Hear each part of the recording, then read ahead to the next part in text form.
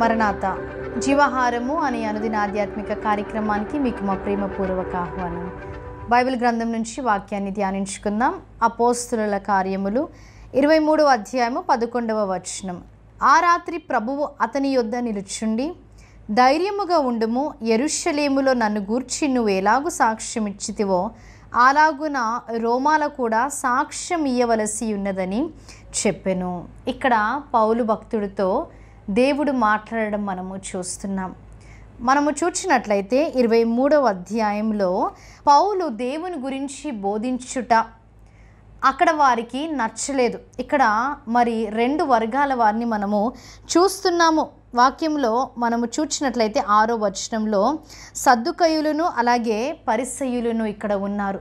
మరి సద్దుకయ్యులను మనం చూసినప్పుడు మృతుల పునరుత్థానము లేదని, దేవుడు లేదని, ఆత్మ లేదని మరిలాగున వారు వాదించడం మనము చూస్తాం. కానీ మనము ఇక్కడ చూసినట్లయితే పౌలు ఏదైతే చెప్పుతున్నాడో, అంటే మృతుల పునరుత్థానము ఉన్నది అని ఆయన చెప్పుచున్నాడో అది వారికి నచ్చలేదు. కాబట్టి ఆయన ఎప్పుడైతే ఇక్కడ లేచి వారిలో ఒక భాగము సదుకీయులను మరి ఒక భాగము పరిసయ్యులనై ఉన్నట్టు పౌలు గ్రహించి, సహోదరులారా నేను పరిసయ్యుడును, పరిసయ్యుల సంతతి వాడును అని మరి ఎప్పుడైతే అన్నాడో అక్కడ ఆ 2 వర్గాల వారికి మరి అక్కడ గొడవ జరిగింది, అక్కడ కలహము జరిగినట్టుగా బైబిల్ గ్రంథం మనకు తెలియచేస్తుంది. అయితే వాదోపవాదాలు పైన ఆ కలహము మరి ఎంతో పెద్దదిగా అయినప్పుడు అక్కడ సహస్రాధిపతి మరి వారికి చెప్పి పౌలుని మరి తీసుకొని రండి అని చెప్పడం మనము చూస్తాం. వారు ఆయనని చీల్చివేస్తారేమో, మీరు ఆయనని వెంటనే తీసుకొని రండి అని చెప్పడం మనము చూస్తాం. అప్పుడే ఆ సమయంలోనే దేవుడు ఆయనతో మాట్లాడుచున్నాడు. ఆ రాత్రి ప్రభువు అతని యొద్ద నిలుచుండి, ధైర్యముగా ఉండుము.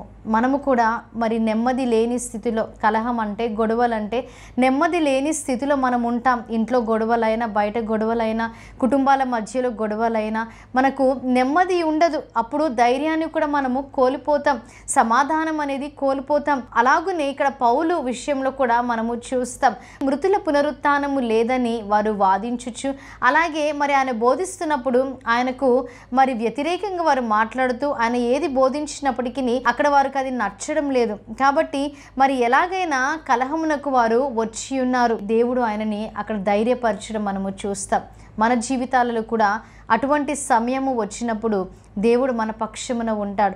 మన పక్షమున ఉండి దేవుడు యుద్ధము చేసే దేవుడిగా ఉన్నాడు, మనకి నెమ్మదిని దయచేసే దేవుడిగా ఉన్నాడు. ఇక్కడ వాక్యంలో మనము చూచినట్లయితే, యెరూషలేములో నన్ను గూర్చి నీవు ఎలాగూ సాక్ష్యం ఇచ్చితివో అలాగున రోమియోలో కూడా సాక్ష్యం ఇవ్వవలసి ఉన్నది అని దేవుడు చెప్తున్నాడు. దేవుడు ఆయనని మరి ప్రోత్సహిస్తున్నాడు, అభయవాక్కుని దేవుడు దయచేస్తున్నాడు. నా గురించి నీవు సాక్ష్యం చెప్పడానికి భయపడవద్దు, ధైర్యముగా ఉండమని చెప్తున్నారు. మరి ఈరోజు నీవు కూడా భయపడుతున్నావేమో, దేవుడు ఉదయకాలమున వాక్యం ద్వారా నీతో మాట్లాడుచున్నాడు. ధైర్యముగా ఉండమని దేవుడు చెప్పుచున్నారు. కాబట్టి ధైర్యము విడవకుండా దేవుని వైపు చూచి ముందుకి సాగిపో. ఇటు వాక్య వర్తమానాన్ని దేవుడు మీ వెనికిలిలో హృదయంలో భద్రపరిచి దీవించి ఆశీర్వదించును గాక. ఆమేన్. ప్రార్థన చేసుకుందాం. మహాగణుడా, మహోన్నతుడా, పరిశుద్ధుడా, దేవ ఉదయకాల సమయమున వాక్యం ద్వారా మీరు మాతో మాట్లాడి ఉన్నారు. దేవా అలనాడు తండ్రి, దేవా పౌలుని తండ్రి మీరు ఎలాగూ ధైర్యపరిచి ఉన్నారు, ఎలాగూ బలపరిచి ఉన్నారు, ఎలాగూ నా ప్రోత్సహించి ఉన్నారు. ఈరోజు వాక్యం ద్వారా మమ్మల్ని అందరినీ మీరు ధైర్యపరిచినందుకు మీకు స్తుతులు, స్తోత్రాలు తండ్రి. నెమ్మది లేని స్థితిలో ఎందరైతే ఉన్నారో తండ్రి వారందరికీ తండ్రి ధైర్యముగా ఉండమని తండ్రి దేవా మీరు వాక్యం ద్వారా మాట్లాడినందుకు మీకు స్తుతులు. విన్న వాక్యాన్ని వారి హృదయంలో భద్రపరచండి. యేసుక్రీస్తు నామములో అడిగి వేడుకుంటున్నాం ప్రియ పరలోకపు తండ్రి. ఆమేన్. మరణాత. దేవుడు మనందరినీ దీవించి ఆశీర్వదించును గాక.